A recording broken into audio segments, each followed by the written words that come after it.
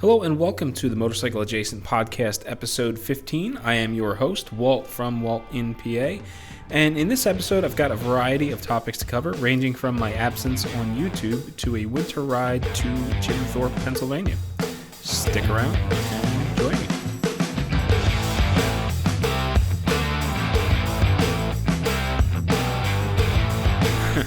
So a few episodes back, I sat down here in my motorcycle shed and I had the gall to tell you all people that I might just increase my frequency, my posting frequency, both on my YouTube page and on the Motorcycle Adjacent podcast over the course of the winter because, these podcasts are so easy to record and I should have an abundance of time. As long as the weather holds, I'll be able to increase productivity. Well, that was not the case. And you may have noticed a little bit of an absence on my YouTube channel. Now, part of that has been kind of by design. I wanted to give myself a little bit of a break. I was starting to feel the signs of burnout. It seems to be going around. I've actually heard from a couple of different YouTube creators that are experiencing kind of similar results that I am, where you're just kind of pounding content and suddenly you start to wonder, is it all worth it? Do I want to keep going? I'm tired. I need a break. And that's kind of where I fell. I needed a little bit of a break. And when I took my break, the oddest thing happened. I kept getting notifications from YouTube that my subscriber count was growing. So it was almost as if there was no repercussions for taking this little bit of a break. So I guess it softened the blow and made it a little bit more comfortable for me. So some of my older content still bringing in subscribers, and it's made my absence a little more bearable.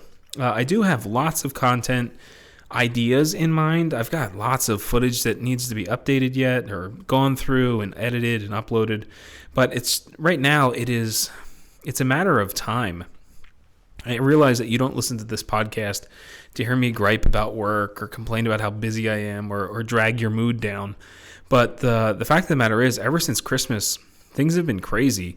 Work has been chaotic. Business has been extremely busy. The only upside to all of this is when you're really busy, usually the paychecks are really good. So I've been immersing myself in keeping up with work, darting from one thing to the next, putting out fires as I go. It's kept me very, very busy. And finally, after about 2 months now, it seems like things are starting to slowly settle down a little bit. And hopefully that means that I'll be able to find a new rhythm, both with the podcast and my YouTube page. And I just kind of get back into a regular workflow again. I do miss it, but the break was much needed and well worth it. So if you aren't already subscribed to the WaltInPA YouTube channel, head on over to youtube.com, look me up, and subscribe. I've got a video coming out in the next couple of days where I ride my Yamaha MT-09 SP out to the Kenilworth/Reading area to visit Smoky Cigar Lounge. So if you're like me and you live in southeast Pennsylvania, you know that winter has been unseasonably warm. It's been crazy. We've had a few frigid days here and there, some really cold snaps, but on average, I think it's been pretty warm. I mean, my ability to get out and ride throughout this winter season has been better than it ever has in the past several years. I mean, I bounced back and forth. I could ride in January, but not in February, or next year I could ride in February, but not January. This year, it has been very easy to ride both months. I've gotten out lots in December, a handful of times in January, a handful of times in February. As a matter of fact, as I'm recording this, it is February 20th, and a couple of hours ago, I got in from a ride out to Firehouse Coffee in the Maxitawny area outside of Kutztown, and it was 57 degrees. I didn't need my heated gloves. I didn't need to wear base layers. I didn't need to bundle up to stay warm. It was a glorious February ride. Now, there is a storm rolling through, and it sounds like there's going to be the potential for a couple of days of winter weather, meaning snow and ice, but it looks like it's going to go north of me, and I might actually miss the storm. It's going to be cold, but cold is better than wet, icy salt on the roads. So yeah, I can deal with it. And we're only a couple of more weeks away from March, where we'll see warm weather for a change, or late March we usually see warmer weather. That's when my riding routine gets back to normal for the most part. So I guess it was a couple of weeks ago at the end of January, I got a message from my buddy Steve, Untamed Ride, and he was telling me that he wanted to get out for a ride, and he asked me if I was free, and it was out of the ordinary. Usually, it's very difficult for me to get out on a weekend unless my wife isn't working, but the stars aligned. We were able to make it work, and I told him I would be happy to go for a ride with him, but the only prerequisite was that we had to stop somewhere for coffee because I was running dangerously low on beans. So we kicked around a couple of ideas and decided to go to Four Monkeys Coffee over in Kutztown. It's a shop that I've bought lots of coffee from over the past maybe year and a half. I've been there a number of times. They're one of my favorite coffee roasters. I really enjoy some of their in-house blends, their Howler Monkey and whatnot. It's always a nice ride through the Boyertown area into Kutztown. So we hopped on the bikes, we rode over, we picked up some coffee. We cleaned them out. When we got there, it was sort of close to closing. I think they were going to be closing in an hour or two. And they had 7 bags of whole beans on their little coffee display. And combined, Steve and I bought 6 of the 7 bags. So I think we did pretty well. I got, yet another punch card. Every time I go in there, they give you these little business cards with like coffee beans or coffee cups on them. You buy a cup of coffee, they punch the coffee cup. If you buy a bag of beans, they punch the bean. And after 10, I think you buy 10 cups of coffee, you get your 11th free. Or if you buy 10 bags of coffee, you get your 11th at 50% off, something like that. But it's an old school system where they stamp your card, and it never fails. Every time I go over there, I forget my punch card, and I have to start a new one. So right now, I think I have 3 or 4 cards lying around the house with various punches on them. And one of these days, maybe I'll remember, and they'll combine all my cards, and maybe I'll get myself a discount. A well-deserved, lots of coffee purchasing discount. It would be quite nice if I could actually remember to do that. So after Steve and I finished up inside of Four Monkeys, we headed on out to the bikes. We're kind of chatting as we're stuffing bags of coffee into our backpacks, and we're kicking around ideas on where to ride to next. Kutztown's I think we stretched out the ride, and it was about 45 minutes for us. And there was still lots of daylight left. I think it was around 11:30. And, Steve's got Kalimoto open, and he's just kind of skimming around the map, looking for halfway decent places to visit. He jokingly says, well, why don't we go to Jim Thorpe? Now, the jokingly part is we've been talking about going up to Jim Thorpe for months at this point. It's a couple of hours north. It's up toward the Poconos on the other side of the Lehigh Tunnel. And we never seem to have the time it takes to get out there. And when he suggested it, half joking, I thought, well, why not? Let's go for it. He kind of gave me this confused look. And I said, well, what's the worst case? We ride until about 2 o'clock. We'll pull over at 2, and we'll take a look at the map. We'll see where we are. And we'll make a decision, a game time decision. Do we need to turn back to make it home by dark, or are we almost there? So Steve plotted out a route. We hopped on the bikes, and we started riding north. Now, the really nice thing about the ride was that we used Kalimoto's Twisty Roads feature. So Steve dropped a pin like right in the middle of Jim Thorpe and just told Kalimoto, take me there using Twisty Roads.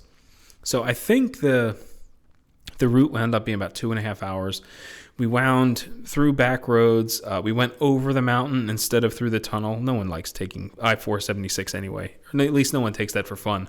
So we get up into Jim Thorpe, and we pull into this parking lot for the train station. Now, I don't know what the deal is with Jim Thorpe, but it has an extremely popular railroad.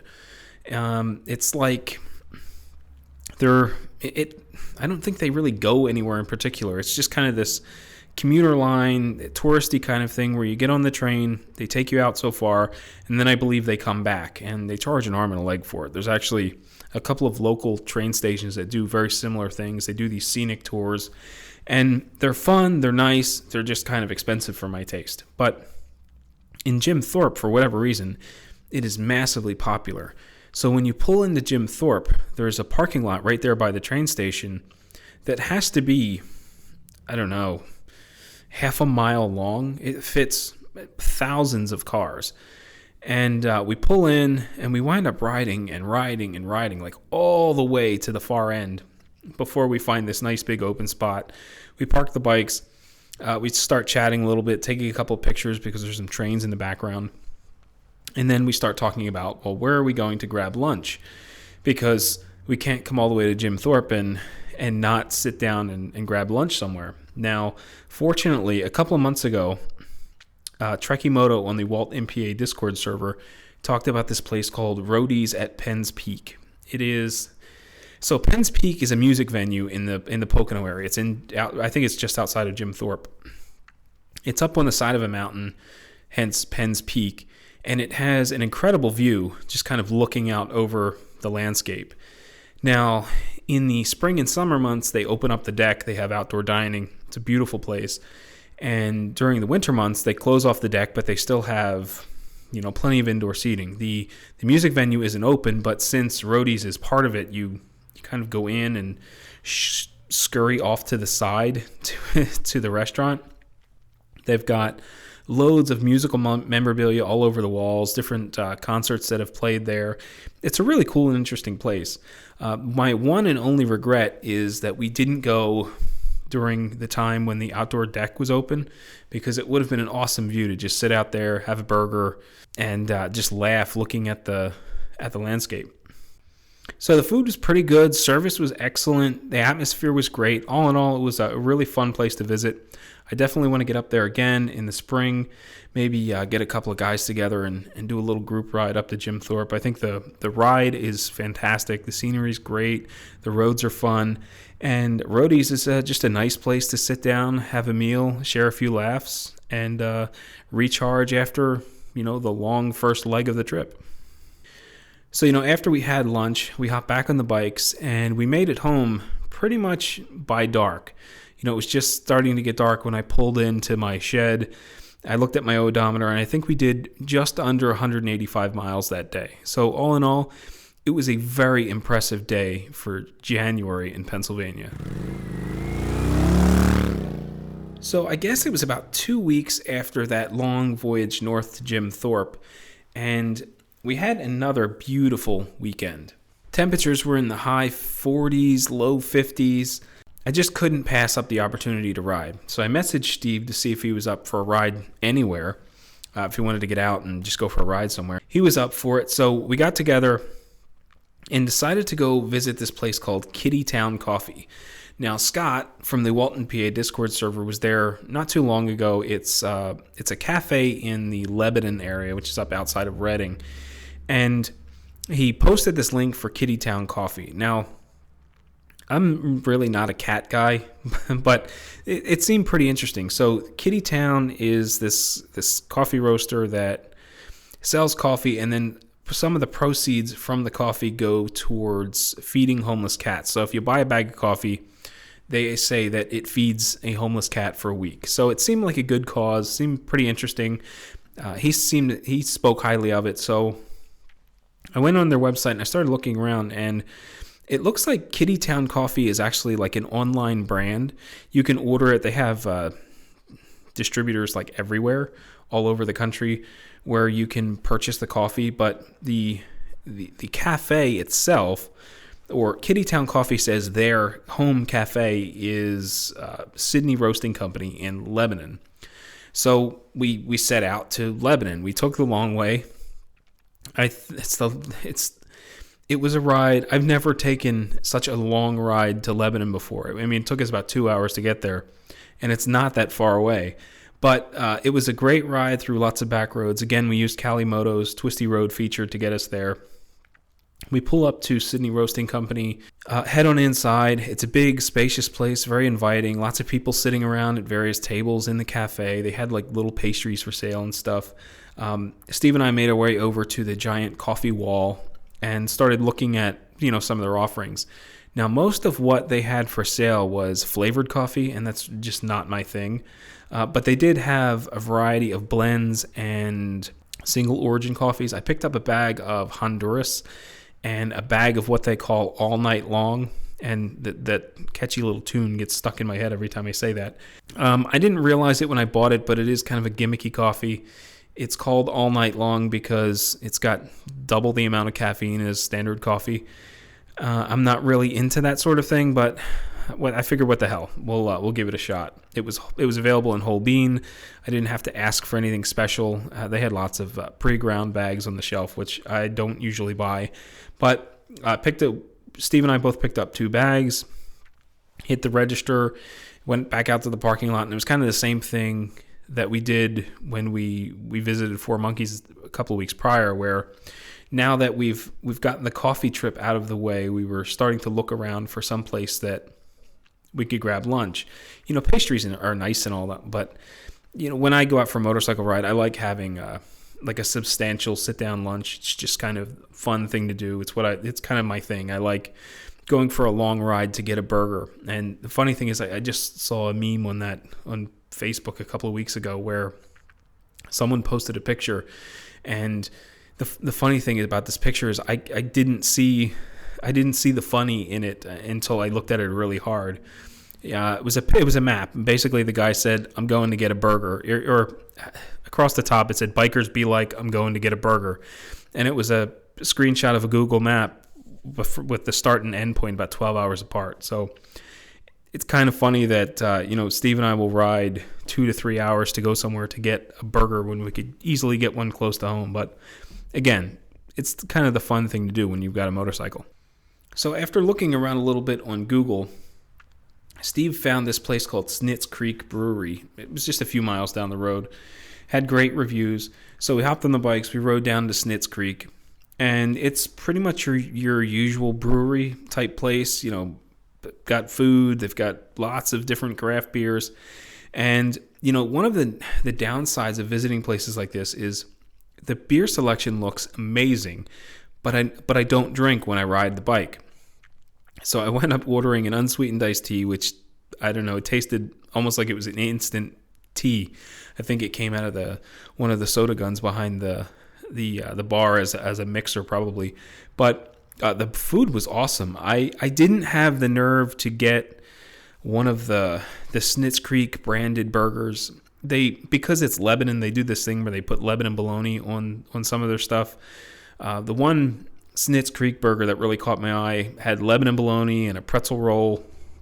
It seemed like it seemed a little bit much for my taste, given that we were all the way out there. So I went with a standard bacon cheeseburger, which was awesome. Steve got this like flamethrower burger or something. It had jalapenos and Lebanon bologna on it. Odd, but he seemed to really like it. So the food was great. The service was fantastic. It was just a great, fun place. And one I can't say enough. They were really quick with the check. Like once we said we're ready to go because we knew that dark was coming, they got us in, they got us out. It was just really nice. Good food, good service, and fast service. I can't say enough about it, and I definitely want to go back and check out their beer selection at some point. Now, just like when we went to Jim Thorpe, I think we timed it perfectly. I got back home, put the bike away, and just as I was closing up the shed, it was dark.